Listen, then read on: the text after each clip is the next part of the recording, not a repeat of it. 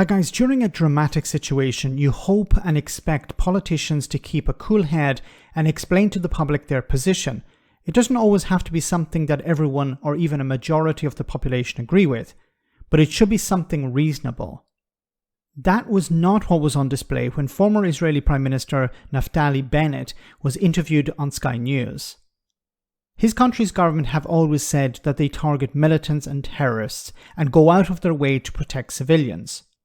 When women and children do lose their lives, it's due to those being targeted using the civilians as human shields. That whole doctrine, it seems, has gone out the window. Everyone is the enemy now. Not my words, Bennett's. Have a listen to this angry and unhinged exchange. And what about those Palestinians in hospital who are on life support and babies and incubators whose life support and incubator will have to be turned off because the Israelis have cut the power to Gaza? Are you seriously keep on asking me about Palestinian civilians? What's wrong with you? Have you not seen what happened? We're fighting Nazis. We don't target them. Now, the world can come and bring them anything they want. If you want to bring them electricity, I'm not going to feed electricity or water to my enemies. Okay. First of all, you are the gatekeepers.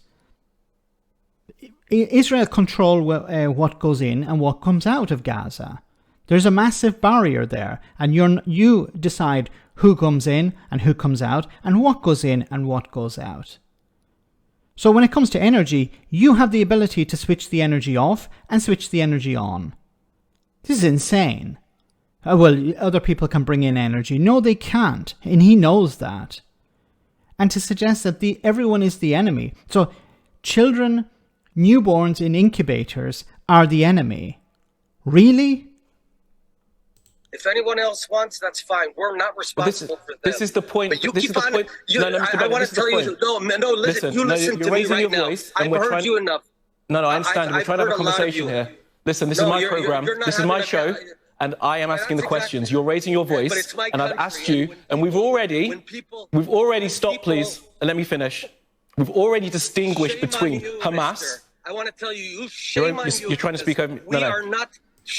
Mute him. That's what you can do. I don't know why Sky News didn't do this. This guy is ranting and raving. He's unhinged.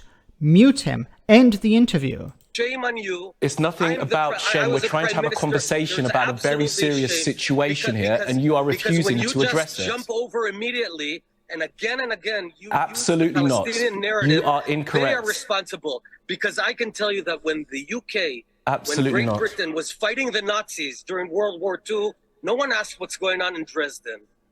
It was the Nazis. What a weird comparison. What? Okay. The situation is completely different. Britain did not control Germany at the time.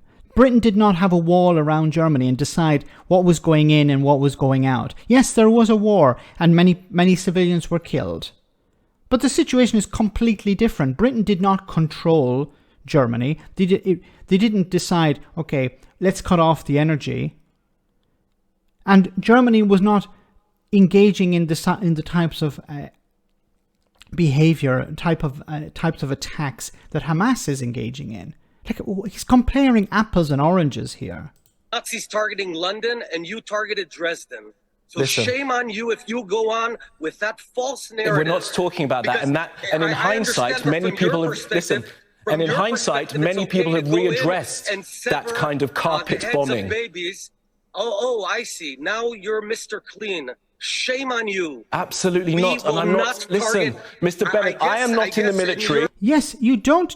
Well, we don't know whether the Israeli military is actually targeting schools and hospitals and centers where there are civilians. But the response is always, well, we have to target where the militants are, where the terrorists are, and if they're hiding in these buildings, well, I'm sorry, that's collateral damage. I am a journalist asking you questions. Are you going to let me ask you a question, or you continue shouting at me? We've already distinguished between Hamas and the Palestinians. I'm asking you very directly. What do you want to ask? Is going to be done to make sure that those innocent people don't get killed as innocent Jewish people were killed on Saturday? Well, we're going to target Hamas, and we're telling Hamas that if you use anyone as your human shield and you're going to shoot at us using human shields, that it's their responsibility.